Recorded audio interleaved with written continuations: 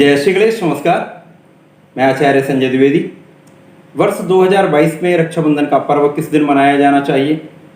11 अगस्त को मनाएं अथवा 12 अगस्त को मनाएं? बहुत ही संशय की स्थिति है, बहुत कन्फ्यूज़न है। ये भाई बहनों का अटूट पर्व है, अमूल्य है, अतुल्य है। वर्ष में मनाया जाने वाला भाई बहन का एक अभूतपूर्व ये पर्व पड़ता है। बहुत सारी बहनों को ये कन्फ्यूज़न है, ये संदेह है, ये संशय है कि कैसे इस पर्व को मनाया जाएगा, किस दिन मनाया जाएगा। बहुत ही विकट स्थिति होनी भी चाहिए, क्योंकि इस दिन जो स्थितियाँ पड़ रही हैं 500 वर्ष के पश्चात ऐसे योग मिल रहे हैं जो अद्भुत हैं, परंतु ऐसी स्थिति भी बन रही है जो अत्यंत विकट है। जैसे कि 11 अगस्त को जिस दिन पूर्णिमा तिथि प्रारंभ हो रही है, उसी दिन से भद्रा भी साथ ही साथ प्रारंभ हो रहा है, जो रात्रिकाल तक रहेगा। पूर्णिमा तिथि 12 अगस्त को प्रातःकाल 7:05 तक रहेगी, जो उदय तिथि में होगी। परंतु इस दिन चंद्रमा का चंद्रोदय नहीं मिलेगा, क्योंकि पूर्णिमा तिथि का अर्थ ही चंद्रमा से है। चंद्रोदय जिस दिन होगा पूर्णिमा तिथि, उस दिन मनाई जानी चाहिए। रक्षाबंधन किस दिन होता है ये भी स्पष्ट करना बहुत आवश्यक है। श्रावण माह की पूर्णिमा तिथि को रक्षाबंधन का ये विशिष्ट पर्व मनाया जाता है। अब 2 दिन पूर्णिमा तिथि मिल रही है, तो किस प्रकार से इस पर्व को मनाया जाना चाहिए, तो मैं आज समस्त संशय को स्पष्ट करते हुए, दूर करते हुए आपको रक्षाबंधन के बारे में संपूर्ण विश्लेषण करता हूँ। क्योंकि 11 अगस्त को जब पूर्णिमा तिथि प्रारंभ हो रही है, उस समय 10:38 का समय होगा। साथ ही साथ भद्रा का प्रारंभ भी हो जाएगा। पूर्णिमा तिथि पूरी रात्रि रहेगी। अगले दिन 12 अगस्त को 7:05 तक पूर्णिमा तिथि होगी। 11 अगस्त को भद्रा का प्रारंभ भी 10:38 से हो जाएगा, जो रात्रिकाल 8:51 तक रहेगी। अब ये स्थिति है कि इस दिन कैसे मनाया जाए, क्योंकि पूर्णिमा तिथि में चंद्रोदय 11 अगस्त को हो रहा है, 12 अगस्त को उदय तिथि में पूर्णिमा तिथि मिल रही है। परंतु शास्त्रों में जैसा वर्णित है उसमें कहा गया है, स्पष्ट रूप से कहा गया है कि यदि पूर्णिमा तिथि उदया तिथि में मिलती है तो 3 प्रहर होने चाहिए।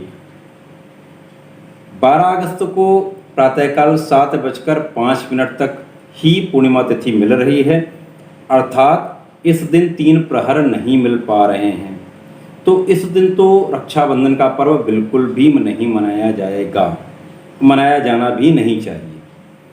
अब ये तो स्पष्ट हो गया कि 12 अगस्त को रक्षाबंधन नहीं मनाया जाएगा, तो 11 अगस्त को कब मनाया जाए? क्योंकि 500 वर्ष के बाद बहुत ही विशिष्ट योग मिल रहा है। आयुष्मान योग का प्रारंभ ही इस दिन से होगा, साथ ही साथ इस दिन ही सौभाग्य योग भी मिल रहा है, तो विशिष्ट योग बन रहे हैं। परंतु भद्रा काल में शास्त्र में कहा गया है, भद्रा काल में रक्षाबंधन का पर्व नहीं मनाया जाना चाहिए।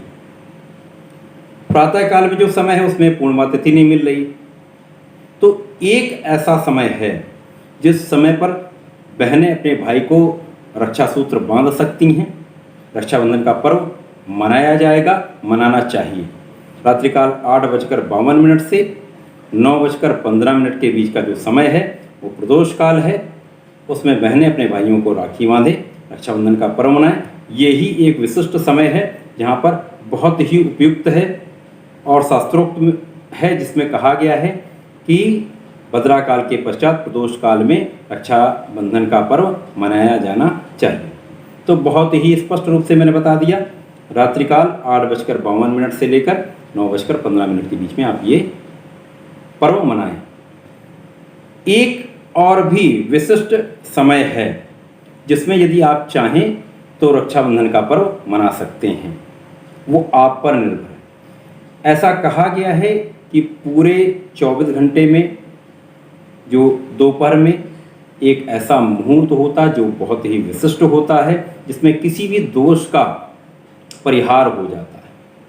तो दोपहर में अभिजित मुहूर्त जो मिल रहा है वो 11:58 से 12:51 तक है, जहाँ पर आप रक्षाबंधन का पर्व मना सकते हैं। परंतु विशिष्ट उपयुक्त जो समय है वो रात्रिकाल का जो मैंने बताया है वही है। इस समय में ही आपको रक्षाबंधन का पर्व मनाना चाहिए। तो सभी बहनें इस पर्व को विशिष्ट रूप से मनाएं। इस दिन अपने भाई को टीका करें, विशेष रूप से हल्दी का टीका अवश्य करें। अपने इष्ट का ध्यान करते हुए, प्रभु को आरती करते हुए उसके पश्चात अपने भाई की आरती करें। 5 बार आरती अवश्य उतारें। तो उतारते हुए अपने भाई को आशीर्वाद दें। साथ ही साथ देहि में सौभाग्यम आरोग्यम, देहि में परमं सुखम, देहि में सौभाग्यम आरोग्यम, देहि में परमं सुखम, रूपम देहि, जयम देहि, यशो देहि, द्विषो जहि। यदि ये मंत्र का उच्चारण करती हैं बहनें तो भाई को बहुत विजय प्राप्ति होती है, सुख सौभाग्य की प्राप्ति होती है, जीवन अत्यंत सुखमय हो जाता है। तो ऐसा करें और इस पर्व को आनंदपूर्वक मनाएं। धन्यवाद, नमस्कार।